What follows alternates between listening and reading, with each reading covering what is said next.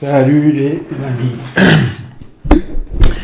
J'avoue que j'aime bien ce graphique-là, c'est le SP. Hein.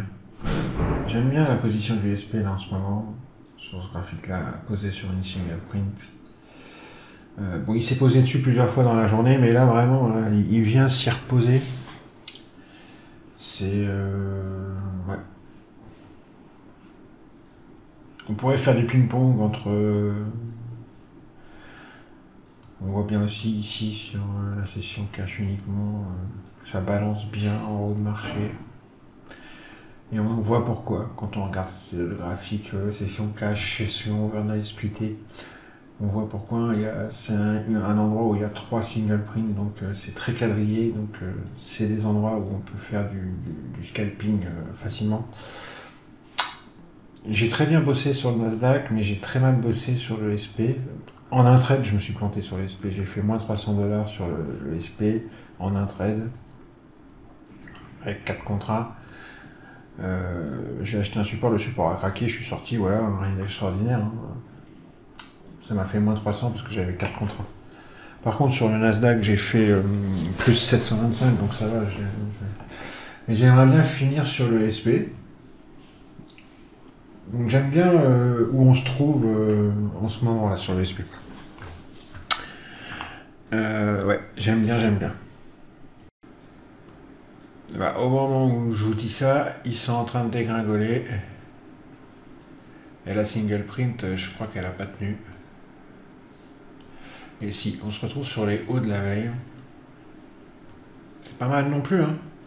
Ah, regardez, on est sur les hauts de la veille là. Ouais. Je pense que là, il y a de quoi faire un petit scalp sympa. Je vais switcher sur l'écran où il y a Bookmap, vous inquiétez pas. J'attends de voir si on réagit sur ces fameux hauts là où on est ici. Je regarde les footprints.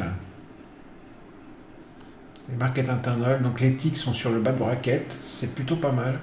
Par contre, le bonus spread, il se casse la gueule, attention. Oh là là. La danse décline revient vers la zone des zéros, ça c'est pas mal. Dans Bookmap, on a une belle absorption. Alors, j'ai pas le temps de switcher l'écran, je vais vous le mettre carrément là.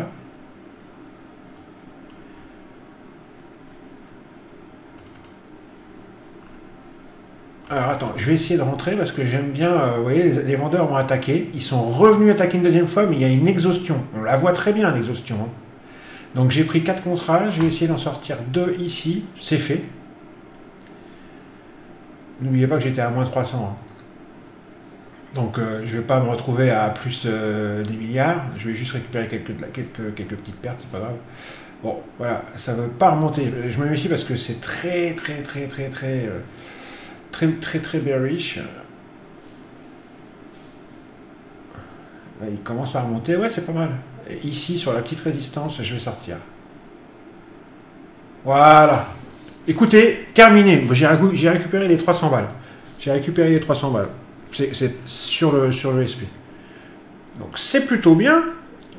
Je vais switcher sur l'écran. Voilà, j'ai switché sur l'écran du Nasdaq. Vous voyez, sur le Nasdaq, j'ai fait 725 $. Donc en fait, super. Le petit trade sur le SP là, génial. Et en fait, on a fait exactement ce que j'ai prédit, hein, les hauts de la veille. Donc c'est le bas de la single, hein, le haut de la single. La troisième petite single, je vous ai dit, on est dans une zone. Je vous avais montré ça, regardez. Dans une zone quadrillée par les singles, et on a été touché la toute dernière, et bam, il y a eu rejet dessus tout de suite dans Bookmap, j'ai vu ça, il y avait une belle pattern en plus, absorption et exhaustion. Je suis en train de vous montrer un autre écran que je ne suis pas en train d'enregistrer, je suis débile. Voilà, la pattern elle est là. Absorption, exhaustion. On le voit très bien, hein. Attaque des vendeurs, et ici, regardez, ils sont 10 fois moins nombreux sur le deuxième bottom. Donc dans ces cas-là, il faut rentrer, il ne faut pas hésiter 2 secondes.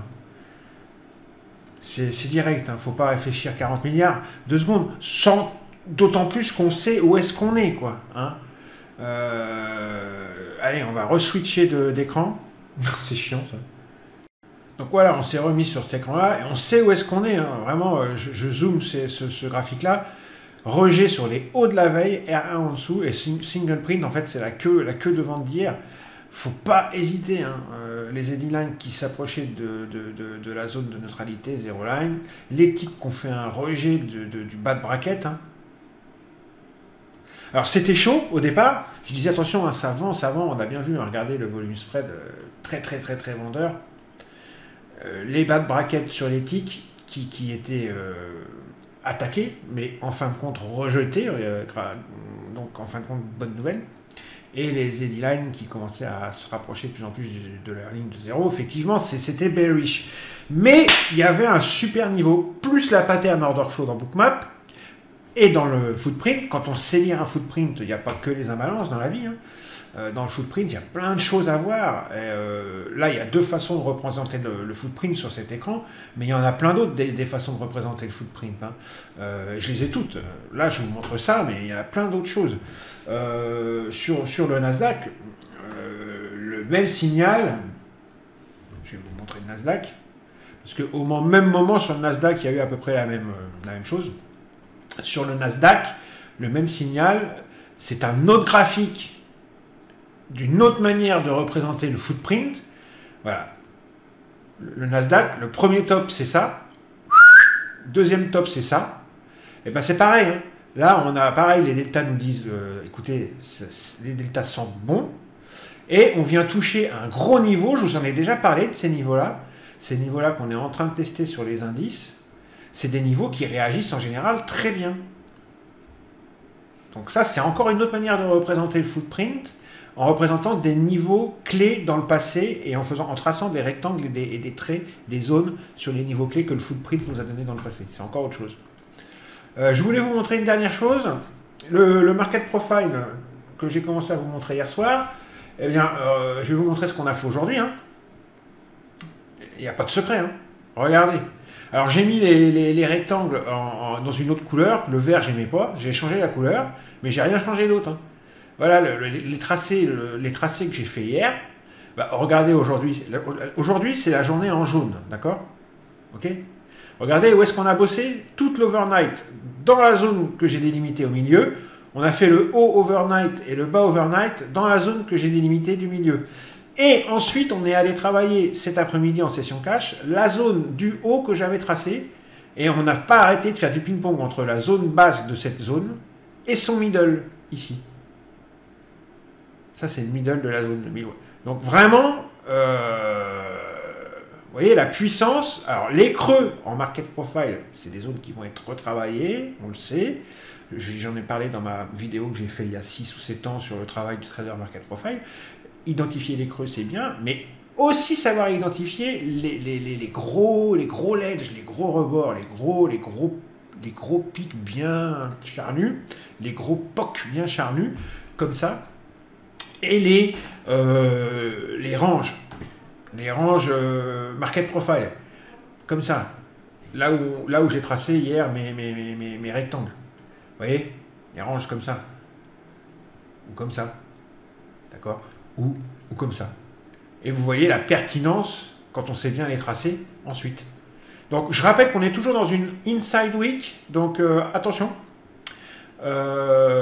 Soit on va rester comme ça toute la semaine, et la semaine prochaine ça sera une deuxième inside week, soit ça va péter dans un sens ou dans l'autre. Mais je voulais déjà vous montrer, et puis le volume qu'on a fait, hein, évidemment.